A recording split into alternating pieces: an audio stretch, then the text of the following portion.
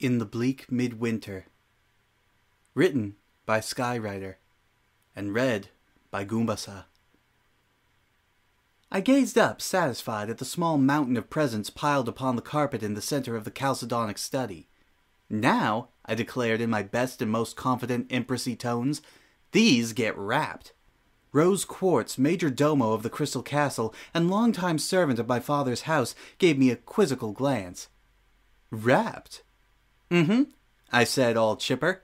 As you know, many of the beautiful crystalline snow globes and statues and jewels and paperweights and desk sets I've just spent the entire day purchasing are extremely fragile. They need to survive a long and bumpy train ride back to the Heartlands so that they can be properly gifted to the Canterlot nobility there. I smiled beatifically. To this end, I have brought in a specialist, the single greatest bubble wrapper in all of Equestria. Impressive enough, Highness, said Rose, and certainly your correspondents deserve the very best, but surely I could have assigned some of the castle servants the task of wrapping all these up. Thank you, Rose, I said. I'm sure your staff would have been more than up to the challenge, but the day's been going so well so far, and I am now completely in the zone. As a result, there's a little part of me that's not going to be satisfied with anything less than total optimization and efficiency as we wrap up my first holiday retail experience here in the restored empire. I gave a little chuckle. I am so totally a nerd, except for with shopping instead of knowing about things. Yes, said Rose. Quite. Besides, it's already a done deal. I raised my voice to the gleaming hallway outside. Miss Dew, could you join us here in the chalcedonic study, please? Okay, princess, said a little gray cross-eyed Pegasus to whom I had called. She fluttered crookedly into the room, nearly knocking over a priceless solidite statue that had probably been 1,000 years old before the Empire had vanished for 1,000 years. She saluted me with one hoof. Ready and willing to serve the restored empire. Rose looked at the Pegasus, then at the enormous pile of extremely fragile gifts, and then to me. Then she looked again at the Pegasus, once more at the pile of gifts, then once more at the Pegasus, and then finally back at me. Highness, she said, a word, please. Certainly, I said, offering up my hoof in anticipation of the escort. Miss Dew, you may begin your work. You'll find bubble wrap and tape and paper in ample supply over there in the corner. Oh boy, said Miss Dew, zooming eagerly over to the packing supplies. To the noise of the Pegasus's zealous rustling and crackling, Rose ushered me just outside the door of the study. She looked up at me with a stern little amber-eyed glare. Princess, said Rose, you know I would never directly contradict you in front of the populace. I am aware, and I thank you for it. Go on. Rose gestured warningly with one hoof back into the study, trying for a moment to find words. Is this wise? She eventually asked. This one comes with a certain reputation. You do recall, I hope, the instance at Spring's beginnings when she showed up at our doors inquiring as to where we were keeping all our migratory swallows. I recall, I said. Winter wrap-up as practice in the southern lands is not always easy for each and every pony to grasp. It was the difference of 1,000 miles and a diametrically opposite cardinal direction, protested Rose. And not the first time she'd made the error, to hear tell. My major domo shivered a little, gazing out through a narrow balustraria at the frigid Arctic wasteland that lay just beyond our shell of warmth and light. Last time, the Empire was not here to offer her cocoa and warm blankets on her arrival. And fortunate was she this time that we were, I said, laying a hoof across her small shoulders and holding her close. There is something to be said for the physically larger than most of your subjects. It can turn your presence into a very comforting and maternal thing. Auntie had successfully used this trick to calm agitated ponies under her command for literally centuries. I am just now learning it. Trust me, Rose, I'm not perfect. I make plenty of errors in judgment. This is not one of them. If you say so, Highness. I do, I said, ushering her back into the study. See? Just as anticipated, my hired professional had already taken a substantial bite out of the immense pile of gifts. In place of the bite was an expertly laid cordwood-like stack of perfect little individually bubble-wrapped holiday bundles. Even as we watched, 2 more gifts joined the pile. Rose's jaw fell slack at the sight of it. Ditsy-Doo turned at our arrival. "Hey again, princess!" she cried, throwing her hooves wide, this time knocking the Solidite statue cleanly off its plinth. A quick shot of unicorn telekinesis from my horn saved it before it hit the floor, as Ditsy chatted obliviously on. "I gotta say, there's some really interesting wrapping challenges in this pile, like that crystal elephant over there." She gestured absently at a sleekly hemispherical paper parcel whose top had been folded into an exquisite origami flower. The recipient of such a gift would be excused for thinking the parcel itself was his present, such would be the careful beauty of its wrapping job. Turned out I needed to stand the big guy on his end and do a double lotus fold on the top to keep his tusks from intersecting with any exterior impact points. "Well done, Miss Dew," I said. "Yes, quite," said Rose, recovering her words. "I must say you are very unexpectedly good at this, Miss Dew." "It's what my cutie mark is telling me," said Ditsy-Doo, threatening the Solidite statue for the 3rd time today by backing casually into it. Sensing a pattern, I wrapped it in my magic and casually stowed it in a storage closet for the remaining duration of the Pegasus's visit. "I'll never forget the day I first wrapped a package up in bubble wrap." Ditsy affected a caricatured mocking pose. "Everyone was all, 'You'll never be able to wrap that package, Derpy,' and 'Why don't you just give up, Derpy?' and 'Help, you literally just set me on fire, Derpy, quick, get some water.' But did I listen to them? No, sir, I did not. I just stepped right up and wrapped that package in bubble wrap, and that's the day I knew I was born to be a delivery pony.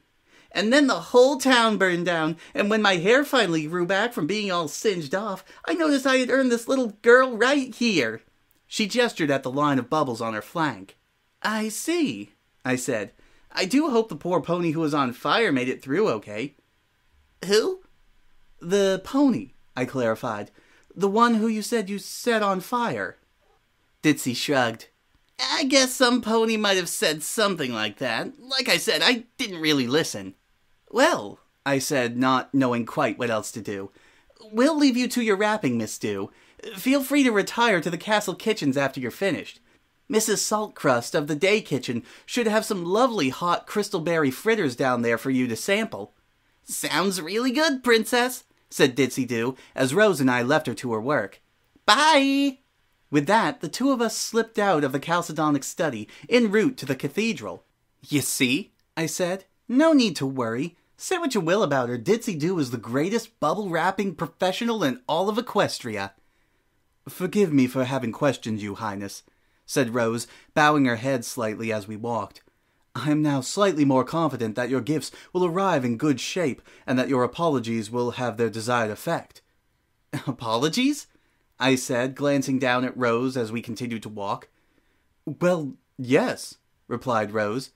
"I can only assume that there must have been some sort of major diplomatic faux pas that necessitated the purchase of all these gifts. I've been worrying about it all day, ever since you began your shopping spree." I stammered a moment, and then got control of my tongue. "No, Rose," I said, trying desperately on the fly to mold my sudden startled laugh into something gentle and happy, rather than chiding and patronizing. No sound must escape my lips unanalyzed. This is one of the burdens of princesshood. No diplomatic faux pas says. This was my Black Friday holiday shopping, that's all." Rose shuddered a little. "Black Friday is a dreadful name for a holiday," she said. "Forgive me, Highness. It is likely different in the heartlands where you grew up, but here in the north we do not celebrate blackness. We fear and shun it." "It's nothing like that," I said, laughing with perfect control this time. "It's just a silly little name some pony came up with. Black Friday is merely the name for the first Friday after Lamestide is over and done with. We don't have to worry about our pies or our cranberry sauces or our Lamestide breads anymore. We can just focus our minds with surgical precision on all our hearth-warming gifting." A dreadful silence came from my major domo. "Pardon, Highness," said Rose Quartz, "but what is hearth warming. I blinked. Oh dear.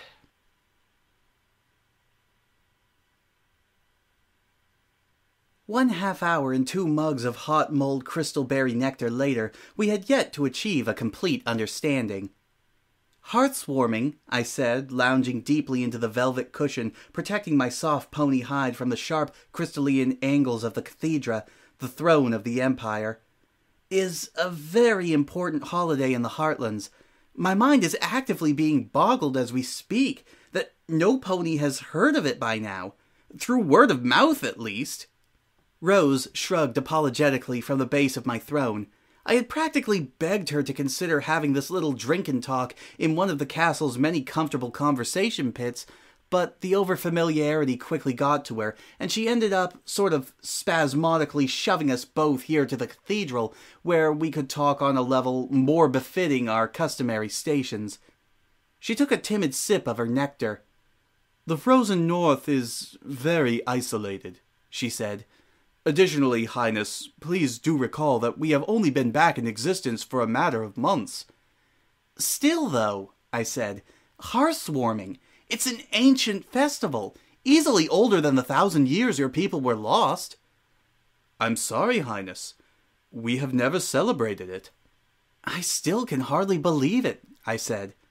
"Perhaps under a different name. It's the story of the settlement, you know, where all 3 tribes of pony learn to live and work in harmony." "All 3 tribes?" "Yes," I said. "Pegasi, unicorns, and earth ponies, and—" My majordomo stared up at me, her crystalline eyes sparkling and her mouth small. "Yes," I said. "Our people weren't actually included in that event, were we?" "Some theorize we are a post-settlement offshoot of the Earth tribe," Rose offered helpfully. "But genealogy does not support this. Most consider that the crystal ponies arrived on this continent through a separate settlement event entirely, many hundreds of years before the southern tribes occupied the Heartlands." "So all this time, while I've been hanging snowflakes from the balustrades and laying sparkly white foam cloth over everything," I winced a little, "what exactly did it look like I was doing?" Rose shuffled her hooves and gazed down at the carpet runner. "There were 3 prevailing theories amongst the staff. First, it was thought that you might be raising tributes to your father, the Snow King, Epona bless his soul." She raised one hoof to the opposite shoulder in a ritualistic gesture. "We were uncertain why you had chosen to construct sacred patronial icons of cheap tinsel and carnival glass, but felt it was not our position to question. Secondly, it was proposed that you were cryptically warning us against succumbing once more to the hatred and suspicion, reminding us of the cold and icy death that awaits our people should we ever fall once again into disunion. We searched our shoals assiduously, Highness, and removed any impediment to our love and unity, but still you did not lift your dire glyphs and symbols. This worried us." I rubbed at my pole with a hoof. "And the third theory?" "That you had gone completely crackers, Highness," said Rose. "Forgive us again, but madness does run in your line, and in your father particularly." Once again she touched at her shoulder. "Madness?" I asked, looking up, my gut sinking a little. "Indeed," said Rose. "Your father was convinced that he was being stalked night and day by vicious, shape-shifting insects who could impersonate other ponies at will." "I may have been on the receiving end of a similar threat," I said, trying to blot out the dark memories of my wedding day and the dread spectre of what might have been. "Yes, quite," said Rose. "Only this was well before the changelings were known in the frozen north, or anywhere as far as we can tell." I tried summing up a bit of proper filial respect for the sire I never knew. "I suppose a little caution is a healthy thing?" "Pardon, Highness," said Rose, sipping at her nectar, "but your father once outlawed all pets except sheep on the grounds that only sheep could be properly interrogated. The Snow King's fear proved contagious to his people, weakening the bonds of love and unity that had kept us safe for generations. It was your father who first let the snow in, Highness. Dread Sombra struck the blow that felled your house, but its foundations have been crumbling for years." I sighed. Don't you... I mean our people feel the need to celebrate something in these short, cold days? To lift their spirits, at least? Short days and long nights, said Rose. And the cold is the king of the wastes without. Ever hungry, ever greedy to claim our tiny island of warmth and light, we do not celebrate in the dark and cold. We huddle together, crying out to the howling void and praying that it will avert the jaws from us for one more day. Rose took a sip of her mug. Santa hooves! I practically shouted. We can celebrate with Santa hooves! You know, the mythical jolly red-suited reindeer who flies from house to house and hops down the chimney to fill the hoof stockings of all good fillies and colts with presents? The chimney can indeed serve as an access point to one's home, said Rose, staring mournfully into her nectar, as though she were wishing there were more of it. We certainly learned that well enough when Dread Sombra's diabolic Chatampulse went on the prowl, slinking from shadow to shadow and breaking into our houses to rearrange our furniture and change our tea for different kinds of tea. We who supported the Freedom Call referred to it as Zersektzung, the decomposition, a subtle form of psychological harassment that was meant to destabilize the public mental health on a grand scale and prevent us from mounting effective resistance to his cruel regime. But, I said, my voice cracking, it got better, right? I mean, surely there has to be some kind of historical thing from that period we could commemorate in order to actually celebrate winter. I am sorry, Princess. What about your eventual liberation? I said, grasping at the idea like a drowning pony scrabbling for a cracked edge of ice. We could celebrate that. How Queen Arborvitae heeded your call and dispatched Auntie Celestia and Princess Luna to liberate you. All I remember is a light, murmured Rose. A terrible brightness and a terrible darkness intermingling, and then nothing at all, as the great oblivion claimed us like the end of all days. The silence in the cathedral was complete. Rose took another sip of her cider. Close to 2 hours later, I was lying submerged up to my muzzle in a swirling hot and soapy bath. My eyes were closed, my ears were fully underwater, and all my senses could gather was a warm and roaring darkness that smelled faintly of lavender. The water of my bath was doing wonders to soothe the aching muscles of a hard day spent holiday shopping. It was doing nothing whatsoever to soothe the aching ego of a pretty little imported Canterlot princess who had no right whatsoever to be standing at the head of a battered people made strong and virtuous through a suffering that she couldn't possibly comprehend. I said, to the ceiling above me, am a complete imposter. Hot breath tickled the tiny hairs at the edge of my muscle, and a familiar smell filled my nostrils. The thick aroma of sweat and musk and armor polish and the faintest suspicion of dandelion and peppermint. I smiled despite myself and received a kiss on the tip of my nose for my trouble. If you're an imposter, said my kissor as I lifted myself out of the water to greet him, and mind you, I am in no way agreeing to that statement, but if you are one, you are the single most beautiful imposter I have ever seen. Shiny, I said. I will never sound anything but a little filly when I say it like that, and I do not mind one bit. You were in here for a while, he said. I wanted to check up and make sure you weren't planning on falling asleep. Plus, I keep hitting my horn on the chandeliers, and as you know, low ceilings in this house mean unhappy wife horse. You're such a worrier, I said, once again mildly cursing my position as Fisher Queen of a profoundly magical empire. The crystal castle where I live shifts and changes according to the whims, desires, and personality of the mayor occupying its throne, and while this certainly has its upsides, for instance, the full Pegasipolian spa bath I was now sitting in that appeared quite out of nowhere one day, it does right my mood swings inconveniently large. I thought nagging was my job. You're right, said my big, beautiful hunk of a husband. It is your job. My job is the same as it's always been, keeping you happy and protecting you from yourself. Pooh, I said, and before you start lecturing me on the condition of my wings with all this soap, I don't want to hear it. I will be quite responsibly re-oiling my plumage all evening. Thank you very much." "I wasn't going to say a word," said Shiny, "so long as you let me help." I permitted myself a happy little shiver, but it was a short-lived one. I sunk mostly back beneath the surface of my bath. "If I sit here like this," I said, "I can pretend that I am the only pony in the world." "I'm going to assume that this all has to do with the rose quartz situation this afternoon," said Shiny.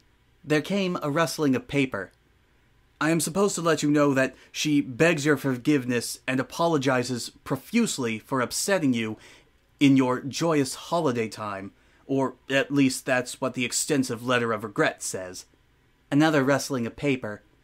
"I also have here a proposal from the Committee for Agreeable Solstice Observance, something I wasn't aware that we had. I'm actually pretty sure it was just convened for the first time within the last hour. The proposal calls for, and I quote, an annual snow day where all citizens of the Empire will put aside their deeply ingrained fears and celebrate all the ways that snow can be fun, and not at all a harbinger of annihilation and oblivion." That last part is in really small type. I groaned as Shiny neatly rolled the little scroll back up and sealed it with a band. "It awaits only your signature, H.R.H. Cadance I of the Restored Empire," he said with a little flourish. "Oh, they're doing all this just to make me happy, Shiny," I said. "Those silly, wonderful ponies are reordering their entire society so that I can have a stupid little winter celebration." "Well, that may be," said Shiny, "but on the other hoof, snow is fun. Come on, Cadance. They're giving you your own winter holiday and a winter holiday present. All recursiveness aside, this has got to be the snazziest heartwarming gift ever. As the princess consort of the Restored Empire, I'd recommend you putting your signature to this." I sighed. "Very well," I said, "just as soon as I'm out of the bath." I shook my head then, making little splashing noises. "I absolutely cannot believe they're doing this. Just so I can feel at home and can go shopping and glue glitter on things and hang tinsel and put presents under the tree?" I frowned. "Did they tell you if we have trees with this new thing they're proposing?" "It's only been an hour. Let's give this snow day traditions a little bit to work themselves out." "I don't deserve this, Shiny. These are a good and noble people who have suffered terribly under terrible leaders, one of whom apparently was my own father. They deserve a better empress than me." "And yet," said Shiny, "and yet they want you. We saved them, hun. You and me and my little sister's cool little dragon familiar.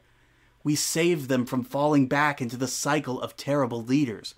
And it isn't just what you did for them. They love you, Cadance.